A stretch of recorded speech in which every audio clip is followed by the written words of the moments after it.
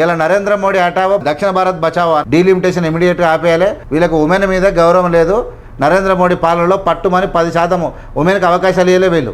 వీళ్ళు మాట్లాడతారు నారీ శక్తి అని. నమస్తే ఫ్రెండ్స్. బీజేపీ వచ్చినప్పటి నుంచి అన్ని బిల్లులు ఏకపక్షంగా ఆమోదించుకుంటూ పోతూ ఉంది. అన్నీ కూడా ఏ బిల్లులు వచ్చినా, తీర్పులు వచ్చినా వాళ్ళకి కావాల్సిన తీర్పులు, కావాల్సిన బిల్లులు చేస్తూ ప్రజలతోని సంబంధం లేకుండా మీడియాని అడ్డం పెట్టుకొని అడ్డగొలిగే దేశాన్ని దోపిడీ చేస్తూ ఈ నరేంద్ర మోడీ గవర్నమెంట్ ముందుకు పోతూ ఉంది. ముఖ్యంగా డీలిమిటేషన్ అనేది ఈ ఉమెన్ రిజర్వేషన్లకు లింక్ పెడుతూ ఇప్పుడు తమిళనాడులో మరియు ముఖ్యంగా పశ్చిమ బెంగాల్ లాంటి రాష్ట్రాల్లో కొన్ని రాష్ట్రాల్లో ఎలక్షన్లు ఉండడం వల్ల ఎలక్షన్ ముందల ఈ యొక్క సెన్సిటివ్ అంశం మీద, కంప్లీట్ సెన్సిటివ్ అండ్ పొలిటికల్ అంశం మీద వీళ్ళు ఏదో మేము ప్రజలకు ఏందో ఒరగబెడుతున్నాం అన్నటువంటి ప్రయత్నాలు చేస్తూ ఉన్నాం. వీళ్ళు 2024-25 సంవత్సరానికి పట్టుమని 10% రిజర్వేషన్లు మహిళలకు ఇయ్యలేదు. మహిళల మీద చిత్తశుద్ధి లేదు. మొన్న మహారాష్ట్రలో ఒక జ్యోతిష్యుడు, ఒక బాబాగాడు 58 మంది మహిళలతోటి సెక్సువల్ వీడియోలు బయటపడితే సిగ్గులేని ప్రధానమంత్రి నోరు మెదపకూడా కూర్చున్నాడు. ఈ దేశం నడిబొడ్డున జరిగినటువంటి విషయాల్లో ఒక్కదానికి నోరు మెదిపేయలేదు. ఇలాంటి వాళ్ళు అత్యంత ప్రమాదకరంగా ఇవాళ ఉమెన్ బిల్లుకి ఏమవసరమే? ఎప్పుడో 2023లో ఉమెన్ బిల్లు అయిపోయింది. ఉమెన్కు 33% రిజర్వేషన్ల విషయంలో, లేదంటే 50% ఎన్నికైనా 23లో టోటల్ బిల్లు అయిపోయిన తర్వాత మళ్ళీ తెర మీదకి ఎందుకు తెచ్చిందంటే మేము ఉమెన్కి ఇస్తున్నామని. ఎందుకు నీకు 15 ఏళ్ళు అయినాక ఇప్పుడు గుర్తొచ్చిందా? ఆఫ్టర్ కంప్లీషన్ 15 years నీకు ఇప్పుడు ఇలా గుర్తొచ్చింది. ఏంది అసలు? ఏం చేస్తున్నాడు ఈ రాష్ట్రంలో? నాకేం అర్థమవుతలేదు. ముఖ్యంగా డీలిమిటేషన్ విషయం లోపల చంద్రబాబు నాయుడు, పవన్ కళ్యాణ్ మీరు ప్రజల యొక్క ఆగ్రహానికి కొట్టుకుపోతారు. మీరు గనక డీలిమిటేషన్ని వ్యతిరేకించకపోతే, ద్రవిడియన్ రాష్ట్రాలకు జరుగుతున్న అన్యాయం మీద మీరు మాట్లాడకపోతే ప్రజలు మిమ్మల్ని వంగబెట్టి బండ పెడతారు.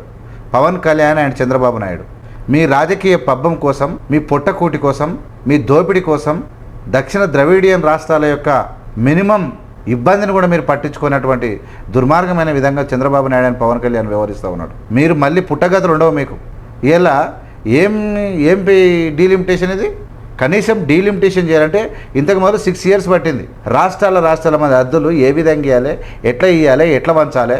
ఇలా discipline Dravidian states are completely disciplined states. They maintain family plannings, 1 child and 2 child. They gave birth and they stopped it.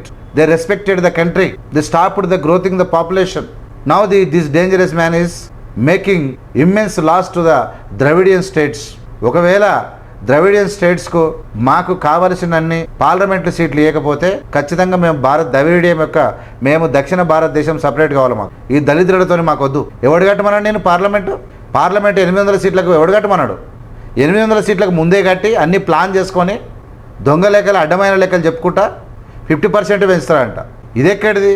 80 సీట్లు ఉన్న ఒక రాష్ట్రానికి 120-125 అయిపోతూ ఉంటే ఈ రాష్ట్రాలకు ఏమైనా ఈ మొత్తం గెలుచుకొని పోయినా ఒక స్టేట్తో సమానం అవుతలేదు. పట్టుమని 200 సీట్లు వస్తలేవు దక్షిణ భారతదేశం మొత్తానికి.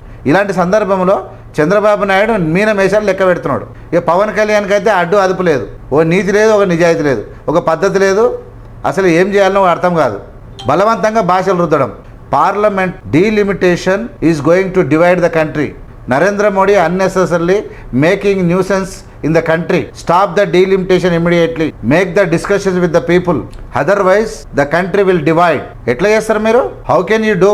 Why you are mixing and women bill and delimitation? Don't play sentiments of the people.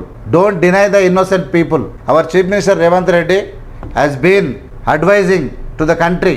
So many times he suggested the way the delimitation, the way which our Prime Minister took the decision is completely making immense loss to the Dravidian states, South India. But he did not caring. So the Dravidian states are going to demand the separate India for us. What is this nonsense is going on in the country? ఈయన just without having commitment and concern on the women, at least he did not allow the 10% of the women in the parliament. No women ministers are there in his government. Minority మహిళలను మొత్తమే తగ్గించి పడేసి నాశనం చేసి కూర్చున్నాడు, దోపిడీ చేస్తూ. ముఖ్యంగా చంద్రబాబు నాయుడికి, పవన్ కళ్యాణ్కి పుట్టగతులు ఉండవు. జగన్మోహన్ రెడ్డి కూడా మాట్లాడాలి. ద్రవిడ స్టేట్లకు చాలా ఇబ్బందికరంగా ఉంది. ఇలా ఫ్యామిలీ ప్లానింగ్ చేసి జనాభాను తగ్గించుకొని ఒక్కరు ముద్దు, ఇద్దరు హద్దు, ముగ్గురు వద్దు అనే నినాదంతో ఈ దేశం మొత్తం సంతానాన్ని 2 పిల్లలకు తగ్గించుకుంటే క్రమశిక్షణగా ఉన్నటువంటి దక్షిణ భారతదేశాన్ని తక్కువ అంచనేస్తూ సీట్లు మొత్తం వాళ్ళకి ఇలా దక్షిణ భారతదేశం మొత్తం అన్ని సీట్లు గెలుచుకొని పోయినా ఎవడు వల్కరించిన పరిస్థితి తీసుకొచ్చారు. బీజేపీ నోరు మెదవకపోతే హైదరాబాద్లో నిల్వ నీడనీయరు ప్రజలు, గుర్తుపెట్టుకోండి. ఎవడు కూడా ఇలా నరేంద్ర మోడీ హఠావో దక్షిణ భారత్ బచావో అన్నట్టు అయిపోయింది. ఇలా అక్కడ ఓట్లు ఉన్నాయి కాబట్టి వాళ్ళని పట్టుకొని నాకుతా ఉన్నాడు నరేంద్ర మోడీ. Dangerous signals. ఏంది మీ ఉమెన్ మీద కన్సర్న్ ఉన్నది మీకు? ఉమెన్ మీద ఎంతమంది ఉమెన్ మీద రేపులు అయితే నోరు తెరవడు. మణిపూర్ మహిళలను బట్టలు తిప్పుతారు, నడి రోడ్ల మీద కొట్టుకుంటూ తిప్పితే సిగ్గులేని ప్రధానమంత్రిని నిద్రపోయిండు. దొంగ బిల్లులు మొత్తం ఇవాళ అయోధ్య తీర్పు, శబరిమల అయ్యప్ప టెంపుల్కి సంబంధించిన తీర్పులు, తర్వాత లూటీ చేసే తీర్పులు, మొత్తం దొంగ తీర్పులు ఇప్పించుకున్నటువంటి వాడెవరిని తీసుకొచ్చి రాజ్యసభకు తెచ్చిరు.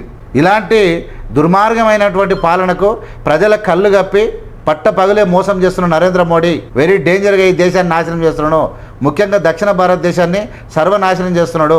కాబట్టి ఖచ్చితంగా దక్షిణ భారతదేశం పెద్ద ఎత్తున స్లోగన్స్ ఇస్తుంది.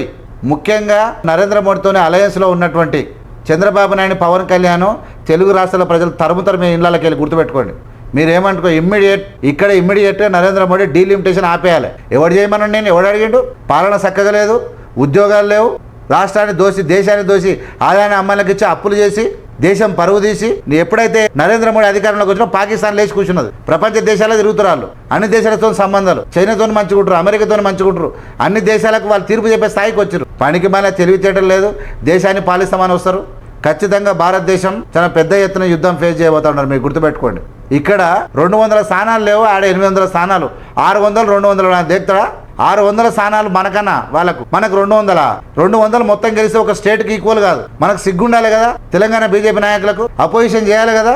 ఏమైంది? ఎవడు పోతే మనకేంది? మనం తిన్నదే తిండి, పన్నదే నీడ ఇళ్ళు, ఇట్లా అయిపోయింది బీజేపీలకు. సీరియస్ విషయం ఇది అందరికీ పెళ్ళాలి, ప్రజలకు ప్రతి ఇంటికి మామూలు వ్యక్తి కూడా తెలవాలి నరేంద్ర మోడీ మోసాలు. Dangerous ruling system is going on in the country. Just is cheating the south India, insulting south India. Why are doing this nonsense things? Why we don't know. చదువు రాకపోవడమే నరేంద్ర మోడీకి ఇవన్నీ కారణాలు. డిసిప్లిన్డ్ స్టేట్స్ ఇవన్నీ. ఇలాంటి స్టేట్కి అన్యాయం చేస్తారా? ఏదో ఆ లెక్క ప్రకారం అంట, ఈ లెక్క ప్రకారం అంట. ఏ లెక్క ప్రకారం ఇస్తారా మీరు? We don't accept. చాలా ఇబ్బందికరమైనటువంటి పరిస్థితులు వస్తాయి సౌత్ ఇండియా నుంచి. కాబట్టి నరేంద్ర మోడీ హఠావో భారత్ బచావో అనే నిదానంతో రావాలి. డీలిమిటేషన్ ఇమీడియట్గా ఆపేయాలి. ఉమెన్ బిల్లుతో పోజు కొట్టాల్సిన అవసరం ఏం లేదు. ఉమెన్ మీద గౌరవం లేదు, వీళ్ళకు ఉమెన్ మీద గౌరవం లేదు. నరేంద్ర మోడీ పాలనలో పట్టుమని 10% ఉమెన్కి అవకాశాలు ఇవ్వలే. వీళ్ళు మాట్లాడతారు నారీ శక్తి అని. Dangerous ruling system is going on in the country. Immediate stop this bills. Thank you so much. చూస్తూనే ఉండండి ఏవిఎం మీడియా. లైక్ చేసి, షేర్ చేసి, సబ్స్క్రైబ్ చేసి ప్రజలకు పంపండి. జై భీమ్, జై భారత్.